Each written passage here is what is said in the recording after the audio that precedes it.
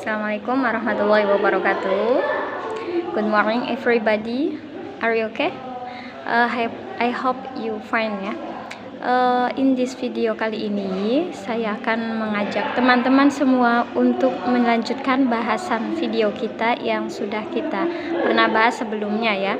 Mohon maaf sebelumnya karena ini di suasana yang cukup rame ya, artinya di suasana yang terbuka, sehingga suaranya kurang steril ya.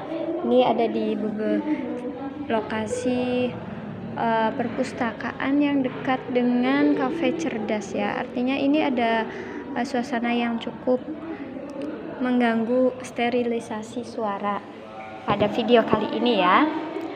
Kemudian juga karena benturan dengan kelas sebelah, jadi suaranya mungkin kurang steril juga ya, mohon maaf ya. Baiklah, kita lanjutkan teman-teman semuanya. Pada kesempatan pagi yang berbahagia ini, izinkan saya untuk menyampaikan beberapa hal terkait dengan bagaimana profesionalisme seorang konselor ya.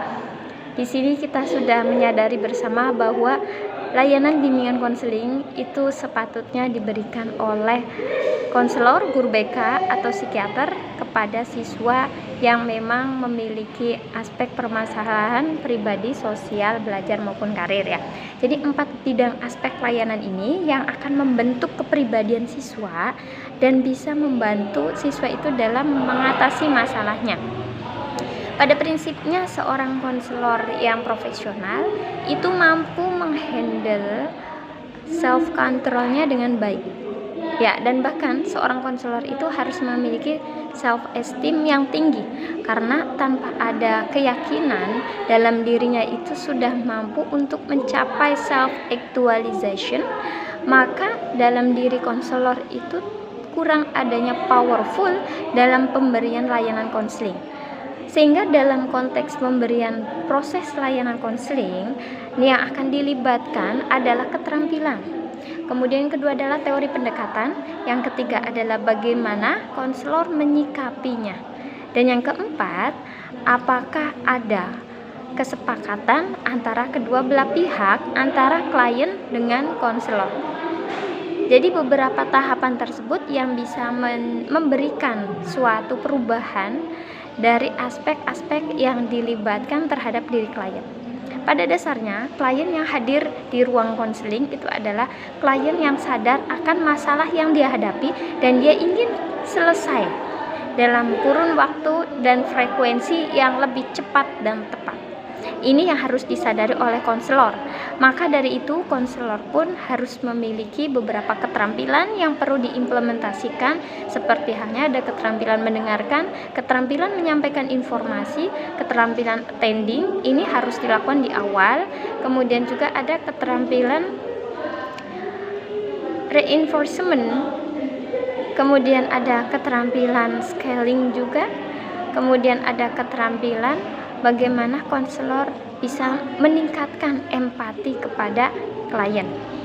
Karena pada intinya klien tersebut sedang menghadapi masalah yang memang tidak dirasakan oleh konselor, dan bahkan kehadiran klien di ruang konseling itu sebagai orang asing, dimana ketika klien itu baru mengenal sosok seorang konselor dan belum mengenal siapa, who are you, dan dia juga tidak tahu sebenarnya dari mana jalannya. Oke, sampai di sini teman-teman cukup paham ya. Artinya ini adalah perbedaan dasar antara permasalahan yang ditangani oleh seorang konselor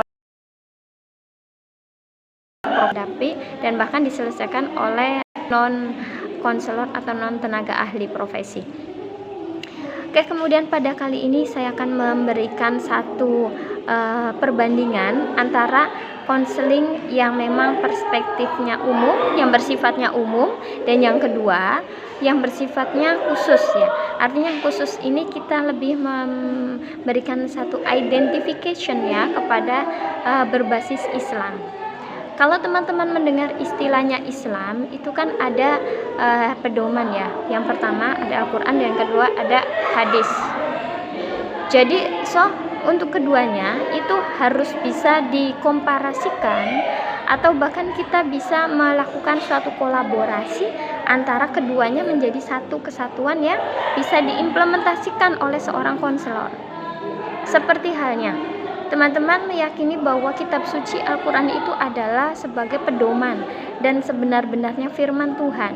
Nah, kalau teman-teman meyakini hal itu, maka dalam konsep logoterapi yang diyakini oleh Viktor Emil Frankl, dalam teorinya mengatakan bahwa ketika individu itu berada dalam satu kondisi yang memang membuat dia menderita, yang memang membuat kondisinya itu down dan bahkan tidak tahu dia harus seperti apa, maka dalam dirinya keyakinannya meyakini bahwa ada satu konsep yang dalam hati fitrahnya manusia itu adalah back to God, kembali kepada Tuhan.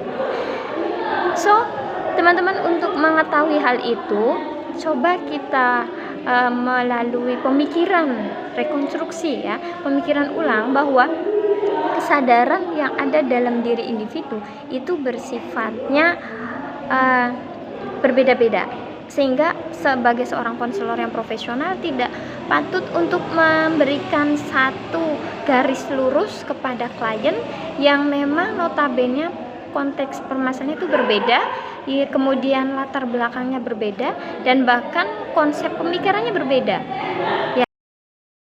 Ya, ini semudah seperti